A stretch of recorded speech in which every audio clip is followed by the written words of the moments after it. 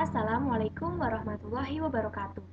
Sebelumnya perkenalkan, saya Devi Pujastuti dari Fakultas Keperawatan Universitas Jember, Kampus Lumajang. Dengan NIM 212303101073. Dalam video kali ini, saya akan menjelaskan tentang anatomi dan fisiologi sistem muskuloskeletal. Pada pembahasan saya kali ini, saya akan membahas tentang tulang.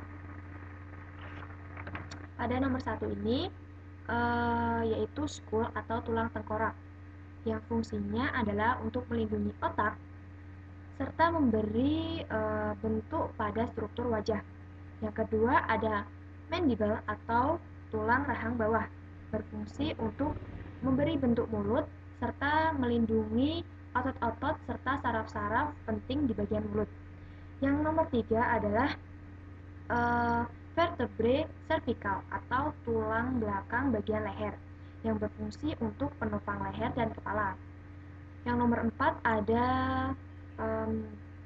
clavicle atau tulang selangka yang berfungsi untuk menopang lengan agar bisa bergerak secara bebas. Nomor 5 ada scapula atau tulang belikat yang berfungsi untuk menyokong pergerakan bahu. Nomor 6 ada sternum atau tulang dada yang berfungsi untuk melindungi organ-organ bagian dalam seperti jantung dan paru-paru. Nomor 7 ada humerus atau tulang lengan atas yang berfungsi untuk menggerakkan tubuh bagian atas, kemudian tempat melekatnya otot utama, serta penopang kekuatan lengan. Nomor 8 ada ribs atau tulang rusuk, berfungsi untuk melindungi organ-organ seperti jantung, paru-paru, hati, dan sebagainya. Nomor 9 ada vertebrae thorax atau tulang belakang bagian dada atau bagian tengah yang fungsinya untuk memberi kekuatan serta kestabilan pada tubuh. Nomor 10 ada vertebrae lumbal atau tulang belakang bagian bawah yang fungsinya untuk menopang tulang belakang bagian atas dan terhubung pada tulang panggul. Nomor 11 ada radius atau tulang pengumpil berfungsi untuk menggerakkan tangan bagian bawah. Kemudian nomor 12 ada ulna atau tulang hasta yang berfungsi untuk membantu rotasi atau perputaran pergerakan tangan yang dibantu oleh radius serta karpal. Nomor 13 ada pelvis atau tulang panggul yang berfungsi untuk melindungi organ dalam pencernaan dan reproduksi serta penyambung antara tubuh bagian atas dengan tubuh bagian bawah. Nomor 14 ada karpal atau tulang pergelangan tangan yang berfungsi untuk membentuk pergerakan tangan yang membantu pergerakan supination dan pronation. Kemudian nomor 15 ada metakarpal yang berfungsi untuk menjembatani antara pergelangan tangan dengan jari tangan serta memberi bentuk struktur pada jari. Kemudian nomor 16 ada phalanges atau tulang jari-jari yang berfungsi untuk membentuk struktur jari tangan. Nomor 17 ada femur atau tulang paha yang berfungsi untuk menopang tubuh bagian atas serta transmisi antara tulang panggul dengan lutut. Nomor 18 ada kene atau tulang tempurung lutut yang fungsinya untuk melindungi persendian pada lutut dan penyambung antara otot paha bagian depan dengan tulang kering atau tibia. Nomor 19 ada tibia atau tulang kering yang letaknya sejajar lurus dengan ibu jari kaki yang fungsinya sebagai penahan berat badan serta membentuk sendi pada bagian lutut dan pergelangan kaki. Nomor 20 ada fibula atau tulang betis yang letaknya sejajar dengan jari kelingking kaki Fungsinya itu sebagai tulang penyangga serta memperluas kemampuan gerak pada pergelangan kaki. Nomor 21 ada tarsal atau tulang pergelangan kaki yang fungsinya itu membantu ketika tumit menyentuh tanah atau ketika berjalan. Nomor 22 ada metatarsal atau yang fungsinya itu membantu jari kaki atau membantu menyeimbangkan tubuh ketika berjalan atau berdiri. Pada nomor 23 yaitu falanges atau tulang jari-jari yang fungsinya yaitu menyalurkan tekanan tubuh maupun berat badan ke tumit. Selanjutnya adalah otot. Pada bagian ini kita bahas tentang otot bagian wajah, di mana nomor 1 ada occipitofrontalis yang fungsinya itu adalah menggerakkan kulit kepala, menciptakan kerut miring di dahi. Kemudian nomor 2 ada temporalis yang fungsinya menggerakkan kulit kepala. Nomor 3 ada corrugator super G yang fungsinya untuk menggerakkan kulit dahi dan alis mata ke arah pangkal hidung.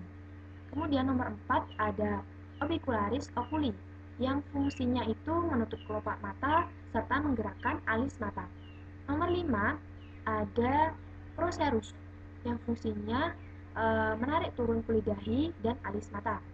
Nomor 6 ada nasalis yang fungsinya menggerakkan cuping hidung.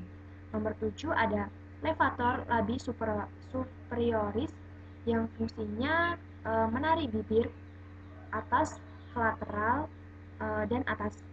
Kemudian nomor 8 ada zygomaticus minor yang fungsinya menggerakkan bibir, cuping hidung, pipi, dan kulit dagu. Nomor 9 ada levator anguli oris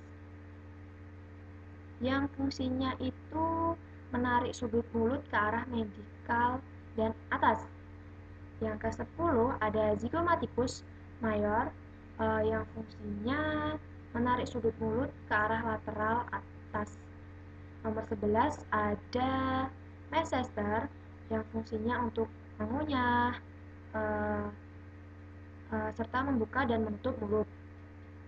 Kemudian nomor 12 ada orbicularis oris yang fungsinya untuk menutup bibir, kemudian menggerakkan cuping hidung, pipi, kulit, dan dagu.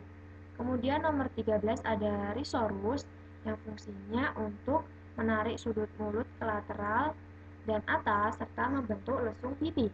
Nomor 14 ada bucinator yang fungsinya untuk menegakkan bibir, kemudian meningkatkan tekanan intraoral atau ketika meniup dan mengunyah. Kemudian nomor 15 ada platisma, fungsinya untuk menarik bibir anterior dan superior. Nomor 16 ada depressor anguli oris yang berfungsi untuk menarik sudut mulut ke bawah. Nomor 17 ada depressor labii inferioris yang fungsinya untuk menarik bibir bawah ke lateral dan ke bawah.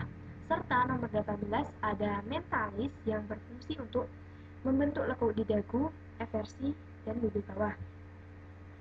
Kemudian otot bagian dada. Yang pertama ada pectoralis major, fungsinya untuk memutar lengan ke arah dalam serta menengahkan lengan. Kemudian ada deltoid untuk menggerakkan lengan dan menjauhkan tubuh. Kemudian subscapularis untuk mendorotasi lengan atas dan menstabilkan sendi pada bahu. Kemudian selanjutnya ada teres mayor, berfungsi untuk membantu gerakan endorotasi dan aduksi lengan atas. Selanjutnya ada bicep brasi baik short head maupun low head yang itu fungsinya supinator lengan bawah yang kuat. Selanjutnya adalah otot pada bagian badan belakang. Yang pertama ada trapezius M yang fungsinya itu untuk gerakan elevasi skapula.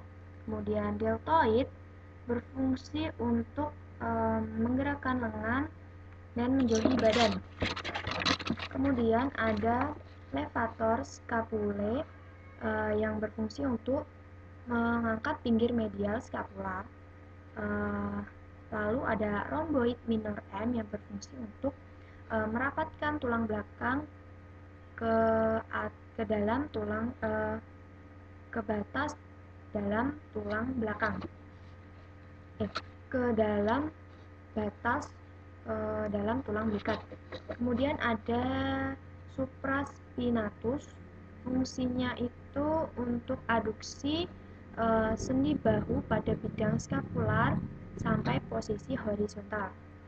Selanjutnya ada infraspinatus M yang berfungsi untuk merotasi keluar dan aduksi bahu pada daerah skapula.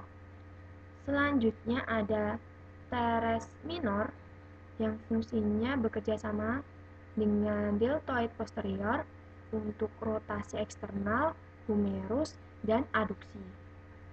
Lalu ada teres mayor yang fungsinya untuk bantu gerakan endorotasi dan aduksi lengan atas. Dan terakhir ada latissimus dorsi yang fungsinya bertanggung jawab atas aduksi dan ekstensi pada bahu. Lalu ini ada secara umum trapesius itu berfungsi untuk memiringkan kepala ke belakang, mengangkat bahu, serta menggerakkan tulang belikat.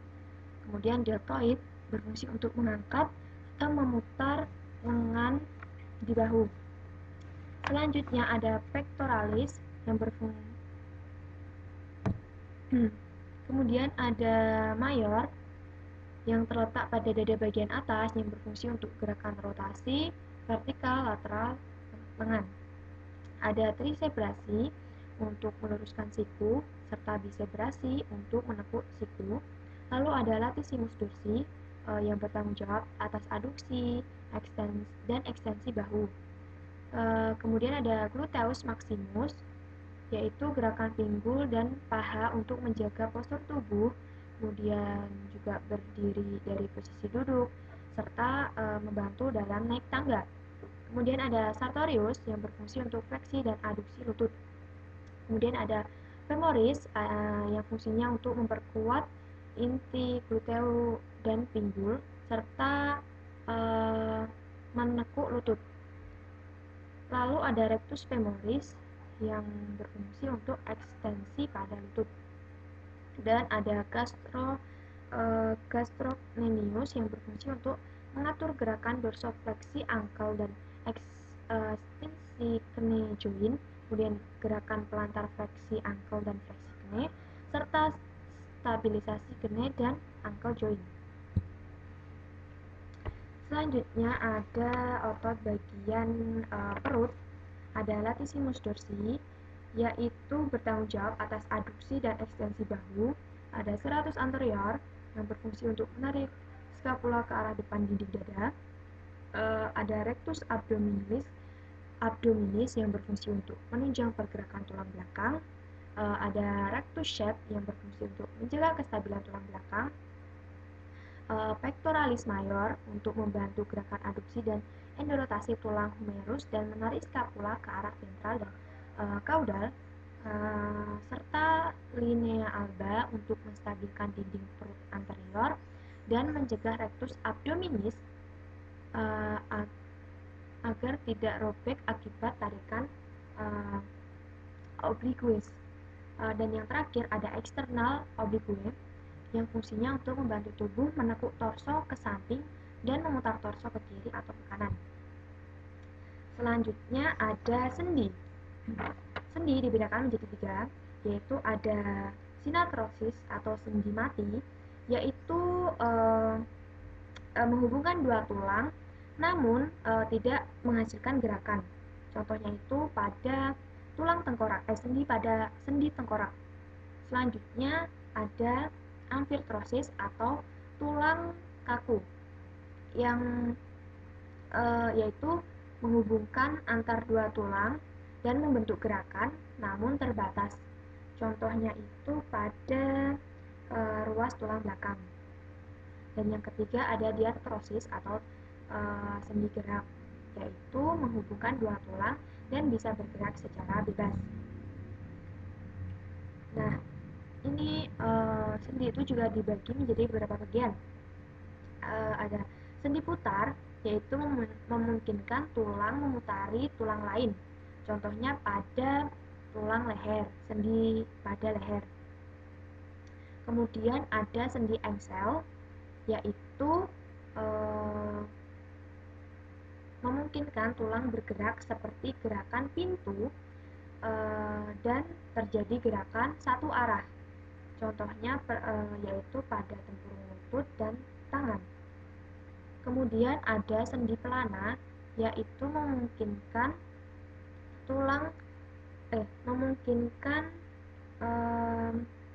bergerak seperti pelana dan menghasilkan gerakan dua arah. Contohnya pada pergelangan tangan dan pergelangan kaki. Lalu ada sendi peluru, yaitu memungkinkan gerakan ke segala arah. Contohnya pada sendi pada pinggul. Lalu ada sendi gulung, yaitu memungkinkan dua sumbu gerakan, yaitu gerakan membengkokkan atau fleksi dan gerakan meluruskan atau ekstensi. Contohnya pada sendi penghubung tulang telapak tangan dengan jari tangan. Dan yang terakhir ada sendi geser, yaitu memungkinkan pergerakan tulang yang sama-sama datar. Kemudian ada ligamen dan tendon. Ligamen berfungsi untuk menghubungkan tulang dengan tulang yang lainnya, serta menyokong persendian dan mencegah agar pergerakan sendi tidak berlebih. Biasanya ditemukan pada persendian seperti bahu, pergelangan kaki, dan bagian persendian lain. Kemudian ada tendon, yaitu berfungsi untuk menghubungkan otot dengan tulang atau organ lainnya, serta penggerak tulang dan organ dalam tubuh, menstabilkan tulang atau organ ketika bergerak, kemudian menahan tekanan yang dialami otot saat bergerak, biasanya terdapat pada ujung otot. Selanjutnya adalah bursa, yaitu kantung berisi cairan pelumas untuk mengurangi gesekan antara tulang, tendon, dan otot saat bergerak. Biasanya berfungsi sebagai bantalan antar tulang dan organ-organ lainnya. Bursa biasanya terletak pada sekitar bahu, kemudian siku, pinggul, lutut, biasanya lutut kaki. Kemudian ada kartilago atau tulang rawan. Kartilago dibagi menjadi 3, yaitu ada kartilago hyaline yang berperan sebagai bantalan dan berbentuk lembaran tipis dan biasanya jauh lebih rendah dibandingkan kartilago lainnya. Kartilago jenis hyaline ini merupakan kartilago yang terdapat banyak pada tubuh seperti pada laring, hidung, tulang rusuk, serta trakea. Kemudian ada elastis, yaitu berperan untuk memberikan kekuatan dan kelenturan atau elastisitas pada organ maupun struktur tubuh lainnya. Biasanya terdapat pada telinga, hidung, dan trakea. Dan yang terakhir ada fibrosa, yaitu sebagai bantalan pada sendi dan mengurangi gesekan antar tulang agar tidak terjadi nyeri. Biasanya terletak pada cekungan kecil yang disebut manisci serta pada diskus atau cakram yang terletak di antara tulang belakang. Terima kasih. Itu tadi penjelasan saya mengenai anatomi dan fisiologis sistem muskuloskeletal. Saya mohon maaf apabila ada kata-kata ataupun penjelasan yang kurang. Saya tutup sampai di sini. Terima kasih dan wassalamualaikum warahmatullahi wabarakatuh.